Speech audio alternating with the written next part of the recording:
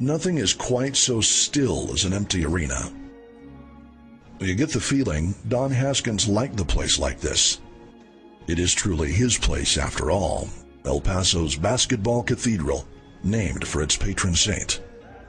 Oh, the miracles he pulled off. A liturgy El Paso knows chapter and verse. Texas Western 72, Kentucky 65. UTEP 66, Kansas 60. And his reinterpretations of basketball scripture like 2 at home, 3 on the road, and 4 if you're behind.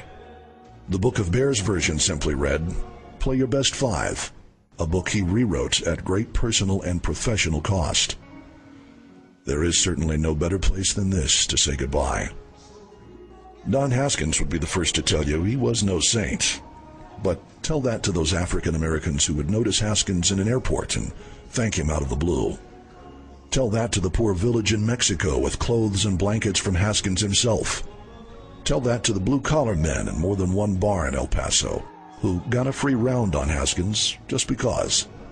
We see the rolled-up program and the chair at the end of the row left open for his late friend and Miners trainer Ross Moore. But the testament to Don Haskins lies mainly outside these walls, because the Bear recognized this arena full of people wasn't real life. Real life was conversation with a friend in his truck, quietly paying someone's hospital bill, picking a starting lineup by name, not by consequence. Many thought there should have been more of these banners, that the way this banner was won cost Don Haskins a chance at others. But it's fitting that there is only one. Fitting because the example it set stands out that much more. Kind of like the man himself. People outside this gym, they don't think we got a chance this season playing with a bunch of players none of the big schools wanted. But those people don't know you. I do. The year is 1966, and the face of college basketball is about to be literally changed forever with the playing of one historic championship game in the segregated South. Take a look around you. This ain't Kentucky. Look at this. We ain't never gonna be like that. You quit now, you quit every day the rest of your life. Glory Road is the true story of basketball coach Don Haskins, convincingly played by Josh Lucas, and his underdog team from El Paso's Texas Western University, who would not only make sports history in one defining moment, but also break down another section in the wall of racial discrimination. Coach Haskins is starting 5 black players, a first in NCAA championship history. You want to shake off that hate? Shut them up. Win.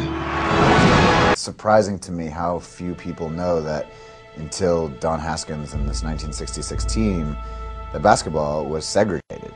And that, honestly, very few teams were playing many black players at all. And that, to me, is a remarkable thing to think that less than 40 years ago, that's where basketball was. And then along comes this coach and this team that changes the game. You're trying to take our dignity away from us. Nobody can take something away from you you don't give them. But Haskins' goal wasn't to make a social statement.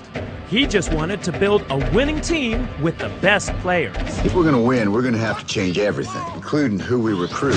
Every one of these players you're looking at, they're just playground kids. They're a bunch of guys none of the big schools wanted. I see skill. I see quick. That's what I'm putting on the court. Pain of practice was somewhat offset by Lucas meeting the real Don Haskins, and the players coming face to face with their real-life counterparts. When I finally met them, I was in awe. I was honored by their presence, and they're really, really great guys. They have this air of just like, they've done it. They've done something in life that they can really hold on to. And, I think we can all look up to them, really.